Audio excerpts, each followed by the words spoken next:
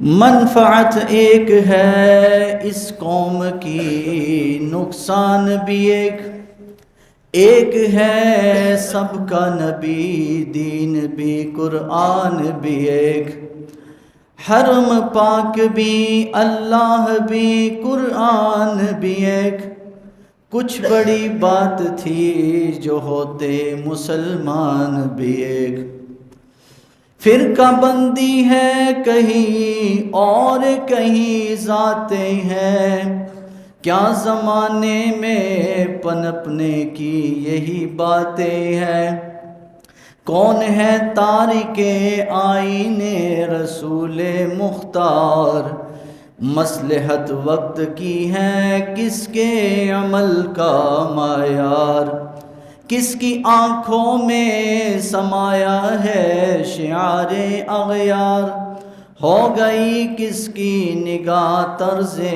سلف سے بیزار، قلب میں سوز نہیں روح میں احساس نہیں، کچھ تو پیغام محمد کا تمہیں پاس نہیں، جا کے ہوتے ہیں مساجد میں صف آرا تو غریب،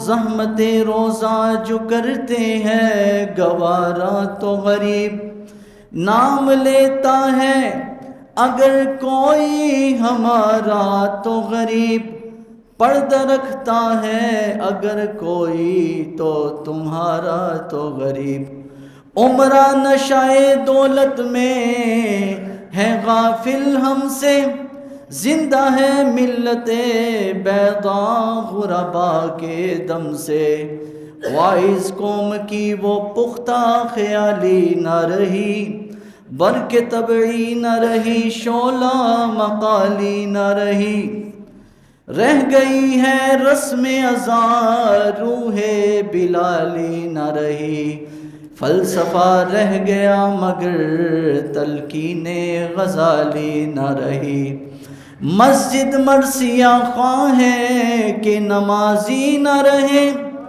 وہ صاحب اوصاف حجازی نہ رہے، شور ہے ہو گئے دنیا سے مسلمان نابود، ہم یہ کہتے تھے کہ تھے بھی کہیں مسلم موجود، وضع میں تم ہو نصارا تو تمدن میں ہنود، یہ وہ مسلمان ہے جسے دیکھ کر شرمائے یہود، یوں تو سید بھی ہو مرزا بھی ہو افغان بھی ہو، تم سبھی کچھ ہو بتاؤ کہ مسلمان بھی ہو۔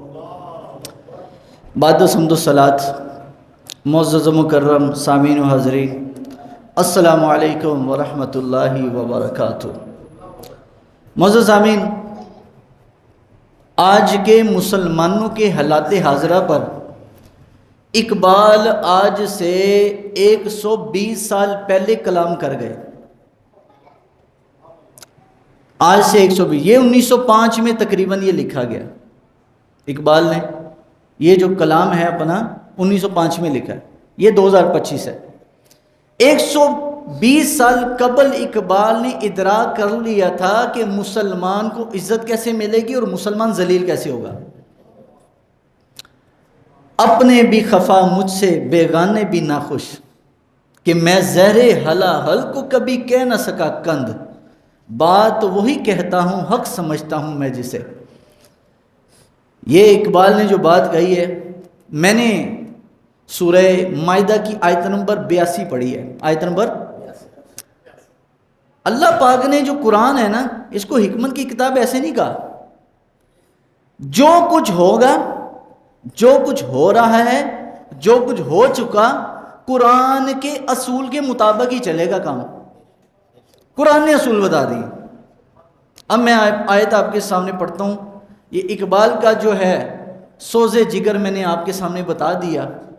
اس وقت جو گھٹن کی کیفیت ہے، ایک کلمہ حق بیان کرنا بھی ایک جرم کی مانند ہے، بلکہ اپنے آپ کو سولی کی دعوت دینے کے مترادف ہے۔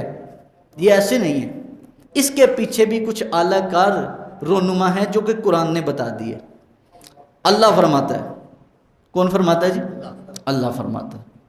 اللہ فرماتا ہے وَلَا تَجِدَنَّ أَشَدَّ النَّاسِ عَدَاوَةً لِلَّذِينَ آمَنُوا۔ اللہ فرماتا ہے تم پاؤ گے، لیکن یہ نہیں بولا کہ پاؤ گے، بلکہ فرمایا بالضرور تم پاؤ گے ان لوگوں کو، عَدَاوَةً لِلَّذِينَ آمَنُوا، مسلمانوں کا دشمن، مسلمانوں کا دشمن پاؤ گے۔ یہ تو ایسے ہی ہے جیسے آج کے دن اللہ نے قرآن اتارا ہے۔ یہ جب آیتیں پڑھتے ہیں نا تو ایسا لگتا ہے جیسے آج کی سچویشن کو دیکھتے ہوئے میرے رب نے یہ بات بیان کی تھی، لیکن قرآن محبوب کریم پر اترا ہے اور سب کچھ بتا گیا۔ اللہ فرماتے ہیں لَتَجِدَنَّ أَشَدَّ النَّاسِ عَدَاوَةً لِلَّذِينَ آمَنُوا الْيَهُودَ، ضرور بالضرور اے مسلمانوں تمہارے ساتھ دشمنی کرے گا تو یہودی کرے گا، اور وَالَّذِينَ أَشْرَكُوا، اور دوسرے نمبر پر مسلمان کا دشمن اللہ فرماتا ہے مشرک ہوگا، بت پرست ہوگا۔ وَلَتَجِدَنَّ أَقْرَبَهُمْ، ہاں تمہارے قریب تھوڑا سا فرق ہے دوسرے دشمنوں میں اور اس دشمن میں، لیکن یہ تھوڑا سا نرم ہوگا۔ اقربہم مودۃ للذین، یہ تمہارے ذرا دل کے زیادہ قریب ہوگا، نرم ہوگا۔ آمن الذین، اور مسلمانوں کا دشمن ہوگا لیکن سخت نہیں ہوگا اتنا جیسے مشرک اور یہودی ہے۔ قالوا انا نصارى، اللہ نے فرمایا وہ کون ہے؟ وہ عیسائی ہے۔ وہ کون ہے جی؟ ہاں۔ تو اللہ کے پیارے محبوب علیہ السلام پر اللہ نے 1400 سال پہلے بتا دیا کہ تمہارا دوست کون ہے اور تمہارا دشمن کون ہے، اور تیسرا دشمن کون سا ہے؟ یہ تو یہودی، پھر اس کے ساتھ اللہ نے فرما دیا مشرک۔ تیسرا دوست کون ہے بھائی؟ تیسرا دشمن کون ہے مسلمان کا؟ تیسرا دشمن قرآن مجید فرقان حمید اگر ہم کھول کے پڑھتے ہیں، تیسرا دشمن ان الحکم الا للہ کا جنہوں نے نعرہ لگایا اور جنہوں نے رسول اللہ صلی اللہ علیہ وسلم کی سیرت طیبہ کو چھوڑ کر مسلمانوں کو مشرک، مسلمانوں کو کافر، مسلمانوں کو بے دین قرار دیا، ان کو خارجی کہتے ہیں۔ ان کو کیا کہتے ہیں؟ آج کل بھی آپ خبروں میں سن رہے ہوں گے جی فتنۃ الخوارج، ایک لفظ خبروں میں چل رہا ہے فتنۃ الخوارج۔ وہ علیحدہ بات ہے کہ ہم نے دین کی ٹرمز اور اصطلاحات تب یوز کرنی ہوتی ہے جب ہمارا ذاتی مفاد ہو، اسلام کے لیے نہیں یوز کر رہے، اسلام کے لیے ہم یوز نہیں کر رہے جب ہمارا ذاتی مفاد ہے۔ اب میں ان پر ایک ایک کر کے آتا ہوں۔ آج کے دور میں مسلمانوں کے احوال خراب کرنے میں یہ تینوں اعلی کار فرما ہیں پیچھے۔ پہلا یہودی، دوسرا مشرک، اور تیسرا خارجی۔ تیسرا کون ہے جی؟ خارجی، خوارج ہے۔ لیکن ہم ان کے در پہ ہونے کے ہم اس کے بجائے ہم کس کے مخالف ہیں؟ اپنوں کے۔ ہم اپنوں کے مخالف ہیں، اپنوں کے ساتھ کھڑا ہونا چاہیے تھا، ہم اپنوں کے مخالف ہیں، اور ان لوگوں کے ساتھ یاریاں اور دوستیاں بڑھانے کے چکر میں ایک لفظ آج کل یوز ہو رہا ہے جی ابراہیم ایکارڈ۔ ابراہیم ایکارڈ کیا جی؟ جتنے بھی ابراہیم مذاہب ہیں، عیسائی ہے، یہودی ہے، مسلمان ہے، ٹینشن نہیں لینے، خطرناک بات کر رہا ہوں تو مجھے مسئلہ ہے، میں نے اوپر والا مائک بند کیا ہے کیونکہ ہمیں بڑے لوگوں نے جناب میسج، مولویوں نے، او جی آج وضو استنجے دیں گلاں کرو۔ میں کہ اگر اس موقع پر بھی مولوی اپنے علم کو چھپا کے نکر پہ بیٹھا ہوگا تو پھر وہ منبر رسول پر سوائے حلوہ کھانے کے وہ کچھ نہیں کر رہا۔ مولوی صرف یہ کر رہا، بس حلوے کھا رہے، حق بیانی اور حقائق بیان کرنا جو اللہ اور اس کے رسول نے، چاہے لاکھ زمانے کی مخالفت ہو، کلمہ حق تو بیان کرنا نا بھائی۔ مولوی کوئی تنخواہیں لینے کے لیے تو نہیں بنا، یا حلوے مانڈے کھانے کے لیے نہیں، مولوی اس لیے بنا ہے کہ رب اس سے دین کا کام لے۔ اب جی ہم بڑے خوش ہیں جی اس طرح فلسطین کا معاہدہ ہو گیا ہے۔ اب آپ کل کی خبر 133 بندے شہید کر دیے فلسطین کے غزہ کے اندر۔ کون سا معاہدہ ہوا ہے؟ یہ صرف ٹرک کی بتی کے پیچھے آپ کو لگایا گیا وقتی طور پر خوشی جی، اور جی مال بھی چھوڑ دیا ہے، ان کی امداد بھی چھوڑ دی ہے، اور وقتی طور پر ان کو سانس لینے کی تھوڑی سی اجازت دی ہے۔ قرآن کہتا ہے وَلَا تَجِدَنَّ أَشَدَّ النَّاسِ عَدَاوَةً لِلَّذِينَ آمَنُوا الْيَهُودَ، اللہ فرماتا ہے سب سے بڑا دشمن تمہارا پہلے نمبر پر وہ یہودی ہے۔ ہم کہتے ہیں جی معاہدہ ہو گیا، پوری دنیا خوشیاں منا رہی ہے، اور ہمارے پاکستان میں لوگوں کو فلسطین اور غزہ کی یکجہتی کے لیے مارچ نکالنے کی پڑی ہوئی ہے۔ یہی بیانیہ بنایا جا رہا ہے نا کہ جی کیا ضرورت تھی، جی وہ تو ہم آگے بتائیں گے، جی کیا ضرورت تھی وہ تو ہم آگے بتائیں گے کہ مسلمان کے خون کے قطرے کی کتنی اہمیت ہے۔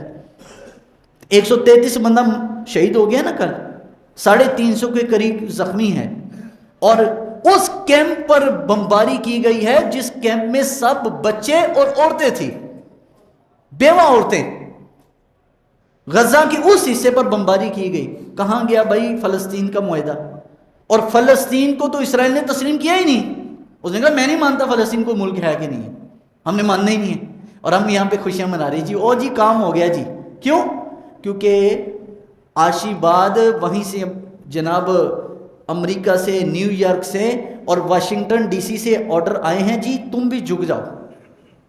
یہ ناداں جھک گئے سجدے میں جب وقت قیام آیا، جب اللہ اور اس کے رسول نے کھڑا ہو کر کلمہ حق بیان کرنے کا حکم دیا تھا تو ہم جھک گئے جی، او جی پوری دنیا مان رہی ہے تو ہمیں بھی ماننے کی ضرورت ہے۔ اس کا مطلب پوری دنیا کل کو کہے جی پاکستان نہیں ہے تو ہم آپ مانیں گے؟ کیونکہ ہم نے اپنے لیے معیار کچھ چھوڑ رکھا ہے، دوسرے مسلمان کے لیے کچھ چھوڑ رکھا ہے۔ تو حضور نے فرمایا تم تب تک مومن ہو ہی نہیں سکتے، مومن بولیے ہو ہی نہیں سکتے جب تک جو اپنے لیے پسند ہے اپنے مسلمان کے لیے پسند نہیں کرو گے۔ ہم اپنے لیے پسند کرتے ہیں، ہمارے 133 بندے کو اڈیا مار کے لے چلے جائے، اب نہیں پسند کرتے۔ فلسطین کے لیے کر رہے ہیں جی، پوری دنیا راضی ہے تو ہم بھی راضی ہو گئے۔ پوری دنیا جہنم میں جا رہی ہے تو آپ بھی چلے جائیں۔ پوری دنیا جناب تسلیم ہو رہی ہے، ابلیس کے آگے سجدہ کر رہی ہے، شیطانیت کے آگے، تو تم بھی کر لو، اس میں کون سی بڑی بات ہے؟ پھر تم سیدھا سیدھا مان لو بھائی کہ جی ہم نے اسرائیل کو باپ تسلیم کر لی ہے، مانو۔ پھر یاد رکھیے یہ جو احوال بنے ہوئے نا، اس کی خبر رسول اللہ صلی اللہ علیہ وسلم نے پہلے دے دی تھی۔ آقا دو عالم علیہ السلام نے اس کی خبر پہلے، یہ سنیے جی حدیث شریف ہے، اللہ کے محبوب علیہ السلام کا ارشاد ہے۔ حضور نے ارشاد فرمایا کہ دنیا میں فرمایا سمیت یقول لم یبقى من الدنیا الا بلاء و فتنہ۔ حضور نے فرمایا جیسے جیسے وقت گزرتا جائے گا نا، ابھی ہمارے یہ بزرگ پوچھ رہے تھے کہ جی یہ حالات دن بہ دن بگڑتے جا رہے ہیں، خراب ہی ہوتے جا رہے ہیں، حضور نے پہلے بتا دیا۔ نبی علیہ السلام نے فرمایا جیسے وقت گزرتا جائے گا، جیسے وقت گزرتا جائے گا، لم یبقى فی الدنیا الا بلاء و فتنہ، دنیا میں سوائے آزمائش اور مصیبتوں کے کچھ نہیں رہ جائے گا، یہ بڑھتی رہیں گی۔ یہ کیا ہوں گی جی؟ اور حضور نے فرمایا سب سے بڑی نشانی آخرت کے حوال کی یہ ہے کہ میں دنیا سے چلا جاؤں گا۔ یہ قیامت کی علامات کیوں ابھی تھوڑی ہیں، حضور کے دنیا سے جانے سے ہی قیامت کی علامات شروع ہو گئی ہیں۔ پھر فرمایا قتل عثمان، یہ بھی قیامت کی علامات میں سے۔ پھر حتیٰ کہ حضور نے فرمایا کہ فلسطین، یروشلم مسلمانوں کے ہاتھ سے چلا جائے گا، اور وہ چلا گیا۔ 1967 کے اندر انہوں نے یروشلم قبضہ کر لیا اسرائیل نے، اور آپ مسلمان فلسطین کی بات کر رہے ہیں، یروشلم کی بات کوئی نہیں کر رہا۔ غزہ کی بات ہو رہی ہے، یروشلم کس کے پاس ہے جی؟ یہودیوں کے پاس ہے۔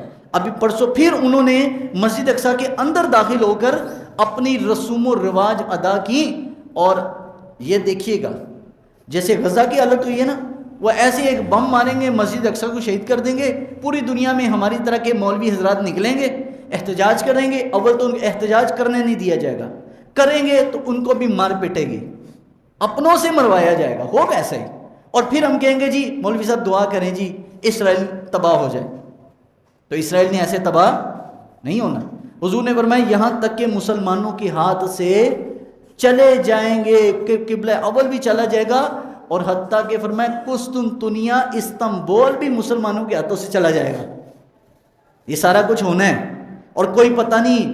مجھے جو اندازہ ہے کہ وقت قریب ہے، اندازہ ہے کہ ہماری زندگی میں ہمارے جیتے جی ہو جائے گا. اگر ہم زندہ رہے 15-20 سال مزید تو ہم اپنی آنکھوں سے دیکھیں گے مسجد اقصی پر ہیکل سلیمانی بنتے ہوئے یہودیوں کو دیکھیں گے اپنی آنکھوں سے. اور یہ حدیث شریف ہے، نبی صلی اللہ علیہ وسلم نے فرمایا ان ابی ہریرہ رضی اللہ عنہ سیاتی علی الناس، میرے آقا نے فرمایا لوگوں پہ ایک زمانہ ایسا بھی آنا ہے، ایک زمانہ ایسا بھی آئے گا، سنوات خداعات یصدق فیہا الکاذب ویکذب فیہا الصادق. حضور نے فرمایا ایسا زمانہ آئے گا کہ فریب دھوکہ دہی اس قدر بڑھ جائے گی کہ نبی علیہ السلام نے فرمایا لوگ سچے کو جھوٹا سمجھیں گے اور جھوٹے کو سچا سمجھیں گے. ایسا ہے کہ نہیں ہے؟ اور بھائی فلسطین کی آزادی کی بات ہوئی نہیں ہے معاہدے میں، اور ہم بیٹھ کر جی خوشیاں منا رہی، پوری دنیا میں مٹھائیاں تقسیم ہو رہی ہیں. کوئی فلسطین دوبارہ بن گیا؟ صرف انہوں نے کہا غزہ دوبارہ بنائیں گے، لیکن غزہ فلسطین کا نہیں ہے، انہوں نے کہا اسرائیل میں شامل ہوگا. اور ہم خوشی منا رہے جی. کمال ہو گیا جی. سارے اسلامی ممالک کے سربراہان نے مل کے یہ فیصلہ کیا اور جناب پاکستان نے دل سے اس کو قبول نہیں کیا، سجدہ کیا اس کے آگے. کمال ہو گئی جی. سبحان اللہ جی. ٹرمپ صاحب رحمت اللہ علیہ لعنت اللہ علیہ یہ جناب عظیم کارنامہ سر انجام دیا ہوا ہے اور ہم کر رہے ہیں نا، ہم خوشیاں منا رہے ہیں، لیکن اس میں فلسطین کی تو آزادی کی کوئی بات ہی نہیں. تو حضور نے فرمایا فریب دھوکہ دہی اس قدر بڑھ جائے گا کہ جو سچا ہوگا اس کو یصدق فیہ الکاذب، سچے کو لوگ جھوٹا کہیں گے، ویکذب فیہ الصادق، اور جھوٹے کو لوگ کیا کہیں گے؟ سچا کہیں گے. اور فرمایا وَيُؤْتَمُنُ فِيهِ الْخَائِنِ، اور نبی علیہ الصلوۃ والسلام نے فرمایا امانت دار کو لوگ خائن سمجھیں گے. امانت دار کو لوگ، یہ میری بات نہیں ہے بھائی، اللہ کے محبوب کی بات ہے. یہ کس کی بات ہے جی؟ ہاں جی. وہ بعض اوقات ہوتا ہے نا ایسا، کوئی بات کر رہا تو کہتے جی ساڈے بارے یہ کہہ رہے ہیں، تو بھائی میں کسی کے بارے نہیں کہہ رہا، اس کے بارے میں اب جس کو محسوس ہو رہا ہے تو بھائی وہ ہوتا رہے. جڑا فراڈی ہے تو فراڈی کو حدیث فراڈ والی جب سنائیں گے تو اس کو تو محسوس ہوگا میرے بارے میں ہو رہی ہے. شرابی کو جب حدیث سنائیں گے شراب کے بارے میں تو کہے گا میرے بارے میں. تو بھائی اب آپ اپنے اندر سے یا خیانت دور کرو یا اپنے اندر اپنے آپ کو درست کرو تاکہ آپ کو فیل نہ ہو کہ میرے بارے میں. تو اس لیے حضور نے فرمایا وَيُؤْتَمُنُ فِيهَ الْخَائِنِ وَيَكُونُ فِيهَ الْأَمِينُ، خائن فراڈی کو لوگ امانت دار کہیں گے، بہت اچھے آدمی ہیں، بہت نیک آدمی ہیں. اور جو امانت دار ہوں گے اس کو لوگ دھوکے باز کہیں گے. اس کو کیا کہیں گے؟ دھوکے باز کہیں گے.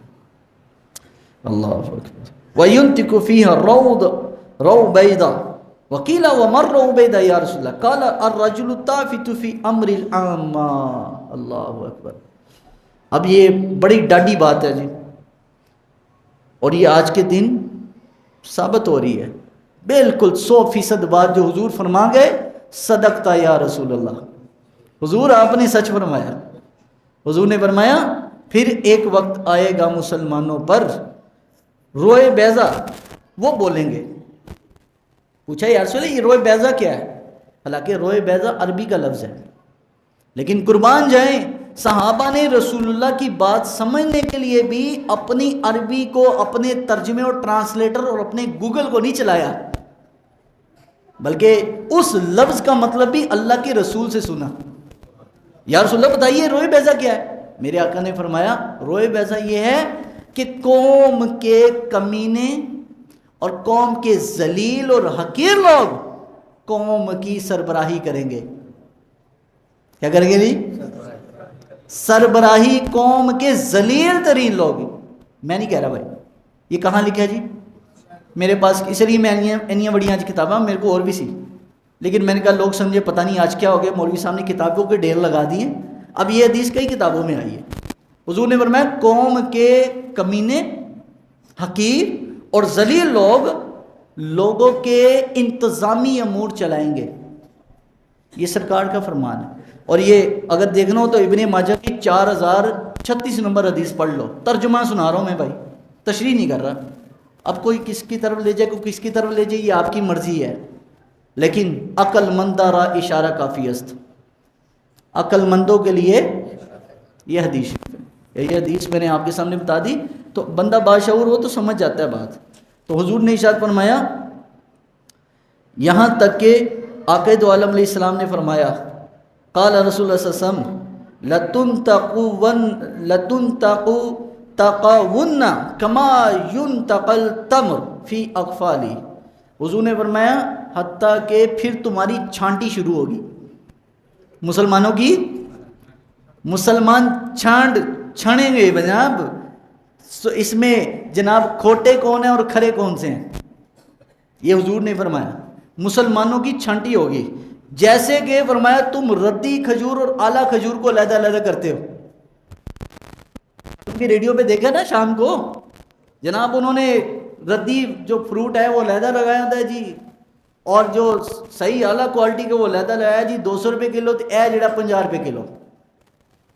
एक ही चीज़ है, एक ही क्रेट से निकले, लेकिन रद्दी आला और अदना का फ़र्क दुनिया भी रखती है ना। तो हुजूर ने फरमाया तुम्हारी छांटी ऐसी होगी जैसे आला क्वालिटी की और रद्दी क्वालिटी की खजूर तुम अलहदा करते हो, यहाँ तक के वला यबक़यन्ना शिरारुकुम, हत्ता कि हुजूर ने फरमाया अच्छे लोग जाते रहेंगे जाते रहेंगे जाते रहेंगे, और पीछे फरमाया जैसे खोटी और रद्दी खजूरें रह जाती हैं, तुम्हारे बदतरीन लोग तुम्हारे पीछे रह जाएंगे। बदतरीन लोग, अरे अल्लाह के बंदों, जो लोग फ़लस्तीन में गज़ा में शहीद हो गए ना, वो आला लोग थे। पीछे ये खरे, ये खोटे सी के रह गए, जो पीछे रह गए फैसला करने वाले, उनकी मैं बात कर, ये खोटे सी के। हुजूर ने जब फरमा दिया है कि रद्दी खजूरें रह जाएंगी, आला खजूरें चले जाएंगी, यानी आला किस्म के जो लोग होंगे अल्लाह के प्यारे हो जाएंगे। अल्लाह कुर्बानी भी आला चीज़ की कबूल करता है, हर किसी की नहीं करता, हर किसी की नहीं करता। हर किसी को अल्लाह ताला अपनी बारगाह में कुर्बानी की तौफीक नहीं देता। ये तुम समझते हो कि जी हम नहीं कुछ कर सके, हो तुम कौन होते हो, तुमसे रब ने कुछ काम लेना ही नहीं है, जिनसे लेना अल्लाह ने ले लिया। महबूब करीम अलैहिस्सलाम ये अभी ये 7 अक्टूबर को गलबन आज से कुछ 2 साल पहले जब ये फ़लस्तीन गज़ा में ये जंग शुरू हुई है, उससे कुछ दिन कबल एक अरब बुज़ुर्ग ने ख्वाब देखा कि नबी करीम सल्लल्लाहु अलैहि वसल्लम जलवागर है और आक़ा दो आलम अलैहिस्सलाम के इर्द गिर्द गज़ा के लोग जमा हैं और हुज़ूर अलैहिस्सलाम की आंखों से आंसू जारी है। कहा अभी चंद अयाम गुजरे, मतलब अक्टूबर का महीना स्टार्ट हुआ तो अभी जंग शुरू नहीं हुई, उससे पहले ये बुजुर्ग ने ख्वाब देखा अरब के। उनका ख्वाब मैंने खुद सुना, कहते जब मैंने देखा तो ये गोया कि नबी अलैहिस्सलाम के साथ वो गज़ा के वो शोहदा थे जिन्होंने इस जंग में शहीद होना था। हुजूर ने पहले ही अपने आगोश में कर लिया उनको कि आज हम तुम्हें कबूल कर लेते हैं। तो भाई जब अल्लाह ताला ने कबूल करना हो ना तो फिर अल्लाह ऐसे ही कबूल कर लेता है। तो इस वक्त पहला ख़तरा तो मुसलमानों को यहूदियों से है, और दूसरा ख़तरा हम पाकिस्तान की कौम को इंडिया के साथ है, और साथ हमने हमारे इन मुल्लाओं ने बड़ा दिल तोड़ा। हम इनकी मिसालें दिया करते थे, इन मौलवियों ने, किन मौलवियों की, अफ़गानियों की बात कर रहा हूँ, इन मौलवियों की मैं मिसालें देता था। मुझे कभी फ़ख्र था इन लोगों पर कि यार शायद सलाहुद्दीन अय्यूबी के जानशीन बनेंगे, लेकिन ये जिस कौम ने 40 साल इनको खिलाया पिलाया, इनकी मदद की, 40 साल इनकी हेल्प की, 40 साल इनको यहाँ रोज़गार दिए, ये हमारे मुल्कों में रहे, इनकी नस्लें यहाँ पैदा हुई, इन्होंने जाके जनाब इंडिया की गोद में सर रख दिया। और हुजूर ने इनको क्या फरमाया? फरमाया जो खारजी होंगे, जो आखिरी ज़माने में फितना, हुजूर ने फरमाया ये सैयदना अली के दौर में पहली दफ़ा निकले, दाढ़ियाँ थी, नमाजें बड़ी लंबी लंबी थी। अब्दुल्ला बिन उमर कहते हैं कि मैंने हुजूर की हदीस को देखने के लिए कि महबूब जो फरमा के गई वाया को वो निशानियाँ मौजूद है कि नहीं, हुजूर ने फरमाया था कि तुम इतनी इनकी इबादत पर अपनी इबादत को हकीर समझोगे। इनकी इबादतें, इनकी नमाजें, इनका कुरान पढ़ना, ان کا تقوی طہارت دیکھ کر تم کہو گے یار کیا کمال لوگ ہیں، لیکن فرمایا یقتلون اہل الاسلام، یہ مسلمانوں کو قتل کریں گے، مسلمانوں کو کیا کریں گے، اور یدعمون اہل الاوثان، اور بت پرستوں کے ساتھ یاریاں لگائیں گے۔ ابھی انڈیا میں ان کا گیا نا وزیر خارجہ، کسی زمانے میں وہ میرا فیوریٹ بندہ تھا، لیکن جب اس نے ایک ہندو کے ہاتھ میں ہاتھ دیا نا مسلمان ملک کے خلاف، مسلمانوں کے خلاف، مسلمان قوم کے خلاف، تو پھر ہمیں سمجھ آ گئی کہ حضور نے جو فرمایا تھا کہ یہ مسلمانوں کو قتل کریں گے اور بت پرستوں سے کیا کریں گے، دوستیاں لگائیں گے۔ تو ہم نے اپنی آنکھ سے یہ حضور کی بات، یہ جو فتنۃ الخوارج جس آپریشن کا نام رکھا گیا ہے وہ اسی حدیث مبارکہ کی وجہ سے، لیکن ہم کہتے ہیں پانچوں انگلیاں برابر نہیں ہیں۔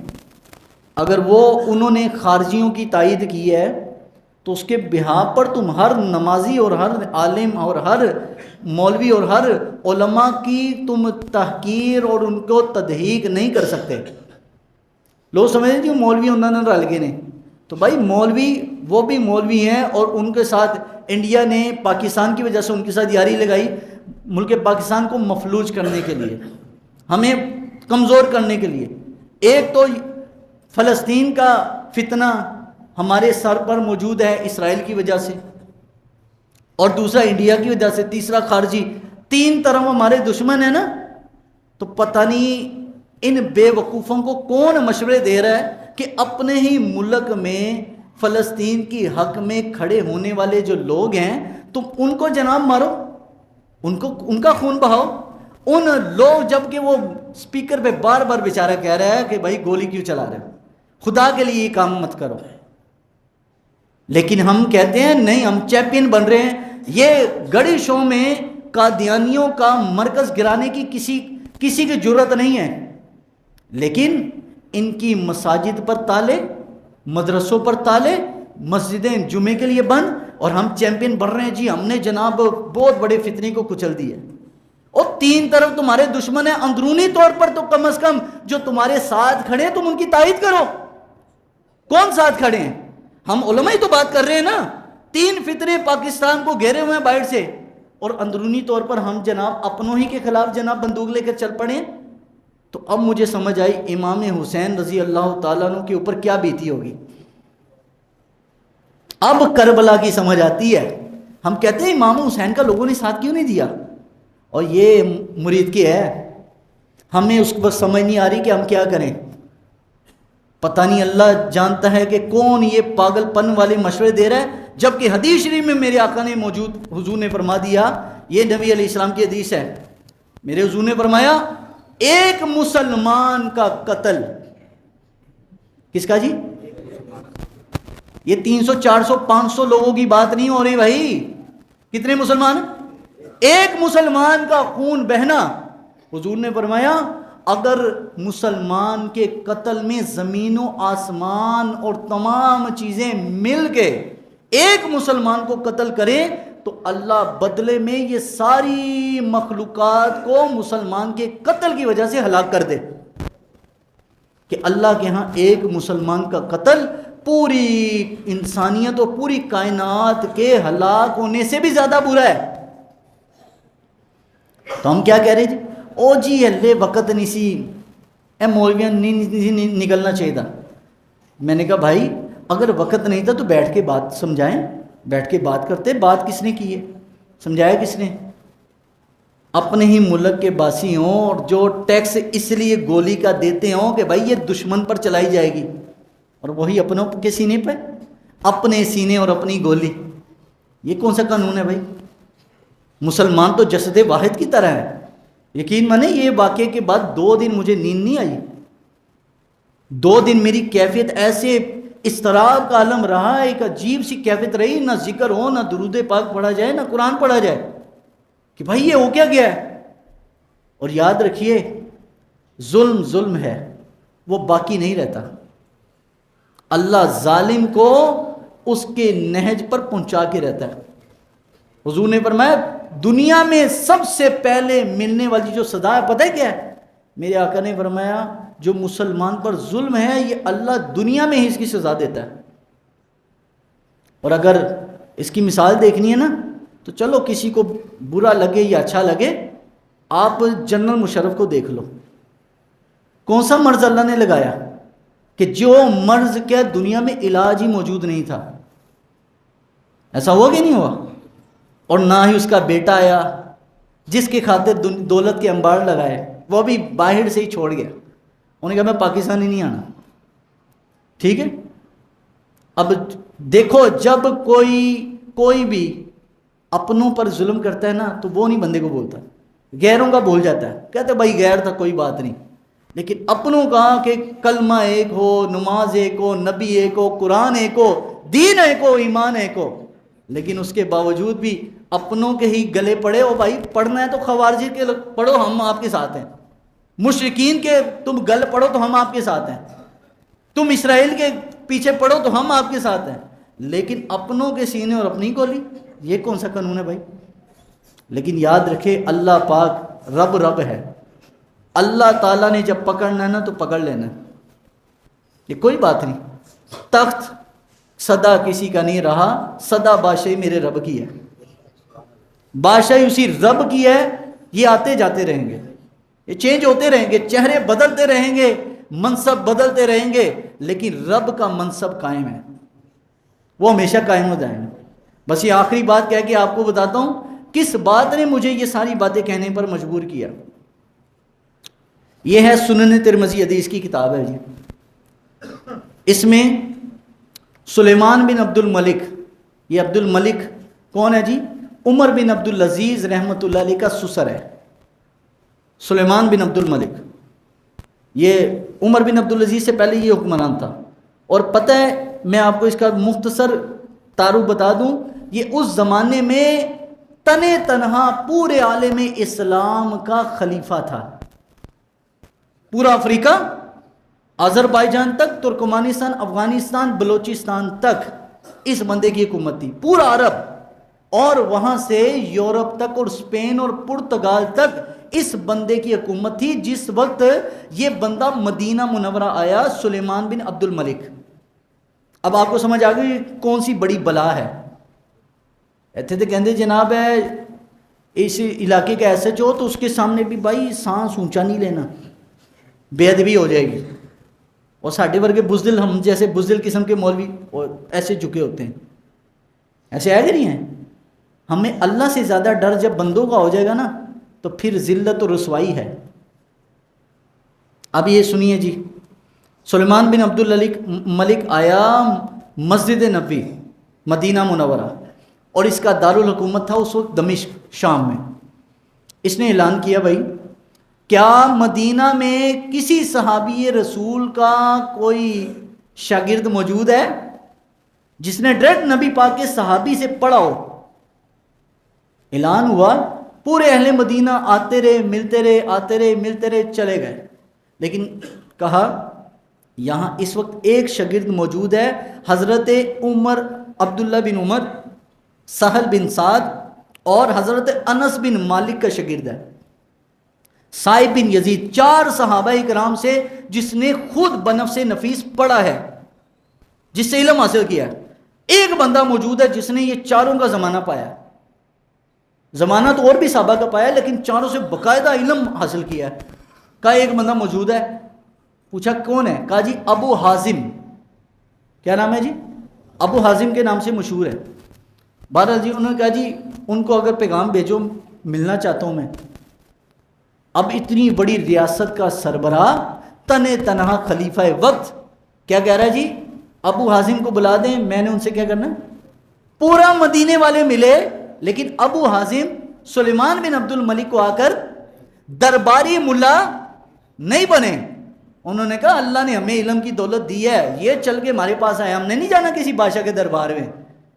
اور آج کل کے درباری مولوی جو جناب بیانیاں وہاں سے آ رہا ہے، او جی یہاں ٹھیک کہہ رہے جی، ایسے نہیں ہونا چاہیے.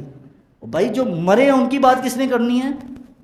مولوی خالی حلوہ پاڑنے کے لیے، مولوی صرف ختم درود کھانے کے لیے، صرف ہاتھ چمانے کے لیے مولوی ہے.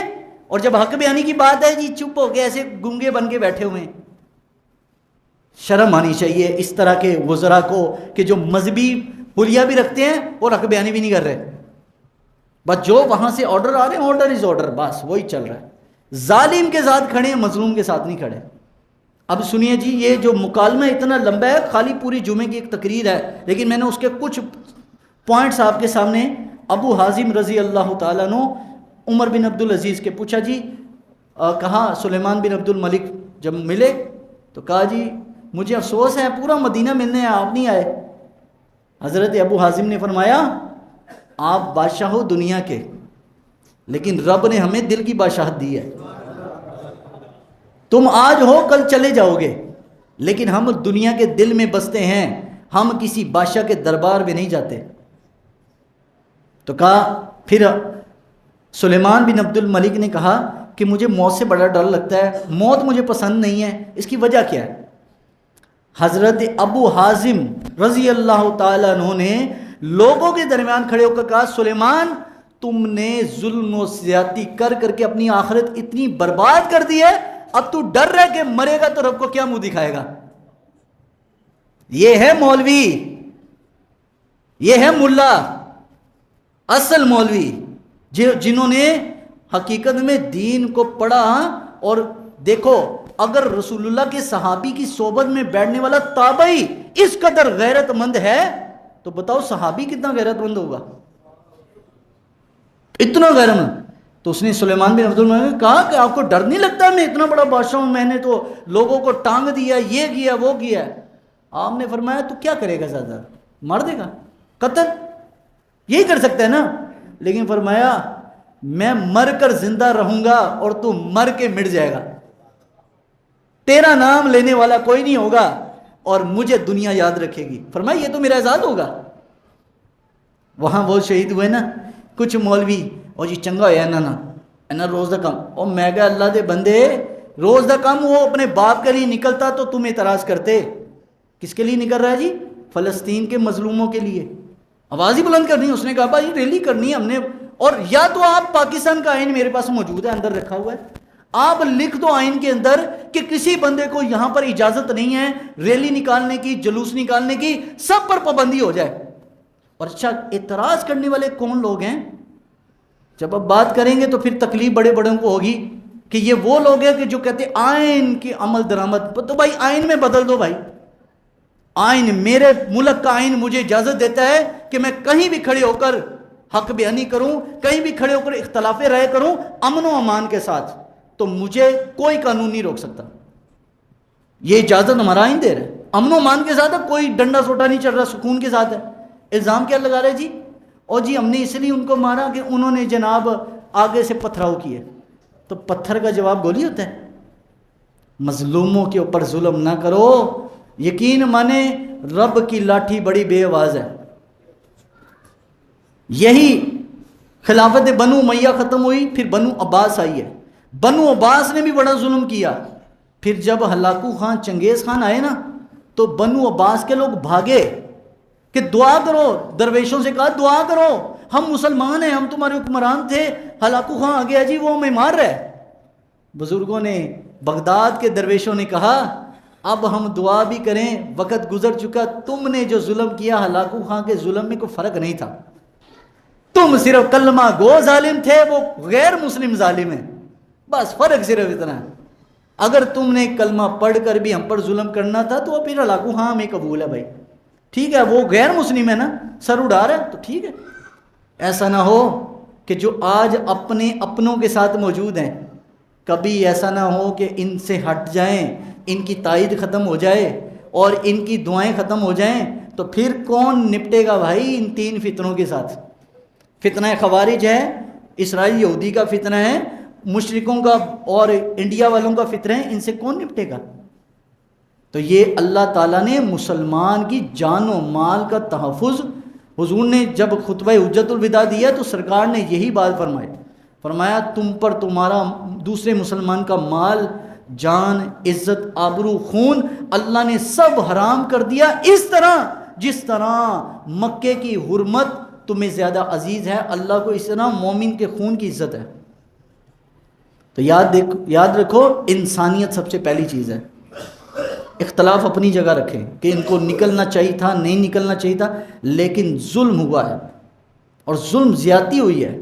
اور میرے حضور نے ظالموں کے لیے بددعائیں کی ہیں. یہ جھوٹ ہے, یہ پروپیگنڈا سوشل میڈیا پہ ہمیں سنایا جاتا ہے. جی نبی پاک نے کبھی کسی کے لیے بددعا نہیں کی, حضور تو رحمت للعالمین تھے. سنایا جاتا ہے نا, میں حضور علیہ السلام کی درجنوں بددعائیں تمہیں حدیث سے نکال کے سنا سکتا ہوں. اور میں جب سے یہ ظلم ہوا ہے نا, میں نومینیٹ نہیں کرتا فلاں نہیں کیتا فلاں نے نہیں کیتا. میں کہہ رہا ہوں یا اللہ جو بھی ظالم ہے نا وہ تجھے معلوم ہے, کس نے آرڈر دیے, آرڈر دینے والا کون, مارنے والا کون, مروانے والا کون. یا اللہ جتنے بھی ہیں اے اللہ تو جانتا بہتر, ہم اس کی فرق نہیں کر سکتے. لیکن یا اللہ ان کا حال قیامت والے دن فرعون, نمرود, حامان اور شداد کے ساتھ کرنا. اور جتنے شہید ہوئے یا اللہ ان کا حشر قیامت والے دن امام حسین اور سیدنا عثمان غنی کے ساتھ کرنا جو ظلماً شہید ہوئے. اور حضور نے فرمایا جس کی موت جیسے آئے گی اللہ تعالیٰ جیسے دنیا میں ان کو رکھے گا جن لوگوں کے ساتھ, قیامت والے دن بھی ان کے ساتھ ہی ہے. اور جب دنیا میں جن کی حالت اور کیفیت پر ہے, قیامت کو بھی ان کی حالت اور کیفیت پر ہوگا. یہ تو بہرحال حشر کو ہوگا یہ معلوم کہ جیتا کون اور ہارا کون, یہ تو پتہ چل جانا ہے. بڑے بڑے مولویوں کی ٹانگیں کانپ رہی ہے, ٹھیک ہے, ہمیں بھی دنیا عزیز ہے, ہمیں بھی سب کچھ عزیز ہے, لیکن ہمیں مجبور کرتی ہیں کہ بھائی دین پڑھا ہے نا, مدرسوں کی چٹائیوں پر بیٹھ کر سوکھی روٹیاں کھا کے جب ہم نے دین پڑھا ہے نا, تو دین کو پیسہ کمانے کے لیے نہیں پڑھا کہ جب مشکل وقت آئے تو ہم ظالم کے ساتھ نہیں, ظالم کے ساتھ تو سب ہی کھڑے ہیں, مظلوم کی بات کون کرے گا بھائی. لیکن الحمدللہ کچھ علماء ابھی پیچھے موجود ہیں, ٹھیک ہے, اور حق بیانی کر رہے ہیں, بات کر رہے ہیں. اور آج کے دن جمعے والے دن انہوں نے خصوصی طور پر تاکید کی پورے ملک کے مساجد میں کہ علماء اس نقطے کو اٹھائیں اور بتائیں کہ اصل دشمن تمہارا کوئی اور ہے, تم ہمیں دشمن سمجھ رہے ہو, مولویوں کو سمجھ رہے ہو, مدرسوں کو سمجھ رہے ہو. اور بھائی اگر مدرسوں کو تالے لگوانے تھے, سیل کرنا تھا, مساجد کو بند کروانا تھا, تو بھائی پھر انڈیا میں اور پاکستان کی جو لکیر ہے یہ بھی اٹھا دو بیچ میں سے. 47 میں اتنا جناب نقصان اٹھانے کا کیا فائدہ جب ہم اپنے ملک میں رہتے ہوئے. بھائی قادیانیوں کو مینار کو کوئی نہیں گرا رہا, اور قصور ہے مسجد رحمت للعالمین کا کہ اس کے بورڈ اتارے جائیں, اس کی مسجد کو تالا لگایا جائے. کیا قصور ہے ان کا؟ فقط یہی ہے کہ فلسطین کے مظلوموں کی بات کرتے ہیں. تو جو مظلوموں کی بات کرتا ہے نا, مظلوموں کی بات میرے نبی صلی اللہ علیہ وسلم نے کی ہے. ہم نے اصل میں نا مسئلہ یہ ہے کہ ہم نے نماز روزے تک دین کو مانا ہے بس. ہم نے کہا جی یہ اٹھا لو, ہم نے کہا جی مولوی صاحب صرف نماز پڑھائیں, مولوی صاحب وضو استنجے کی بس باتیں کریں, بس مولوی یہاں تک ہے. ہم نے دین کو پوری طرح یا ایھا الذین آمنوا ادخلوا فی السلم کافہ, اللہ نے فرمایا اے ایمان والو اسلام میں آدھے تیتر آدھے بٹیر مت بنو, بلکہ اسلام کو پورا پورا مانو. اسلام کو یہ ہم ہیں 5 وقتی مسلمان, بس نماز تک ہے جی. حق بیانی کس نے کرنی ہے جی؟ ظلم کے خلاف کم از کم حضور نے فرمایا اگر تم ہاتھ سے نہیں روک سکتے میری طاقت نہیں ہے, لیکن میرے پاس زبان ہے. زبان بھی اگر کسی نے خراب کر دی, بند کر دی, تو کم از کم دل تو ہے نا. بددعا تو کرتے ہیں لیکن زبان سے حق بیانی بھی کریں. لیکن بڑے بڑے حلوہ خور مولوی چپ, کوئی پتہ ہی نہیں ان کا, جن کو ہم بڑا مانتے تھے, جن کے بڑے ہاتھ چومتے تھے اور جن کے بڑی آگے پیچھے ہوتے تھے, جناب کمال ہستی ہیں جناب, لیکن اس ظلم پر ان کی کوئی بات منظر عام پر نہیں آئی. لیکن کوئی نہیں, یہ باریاں لگی ہیں بھائی, آج میری ہے تو کل تیری ہے, سر گردن سبھی کی کٹنی ہے, سب ہی کی باری آئے گی. لیکن وجہ یہ ہے آج میں مقتول ہوں, کل کو تم نے ہونا ہے, کل کو تم نے ہونا ہے. یہ اللہ نے یہ نمبر رکھا ہوا ہے. لیکن کامیابی اسی کی ہے جو حق کے ساتھ ڈٹا رہا, امام حسین کی طرح. اللہ تعالی ہم سب کو عمل کی توفیق عطا فرمائے.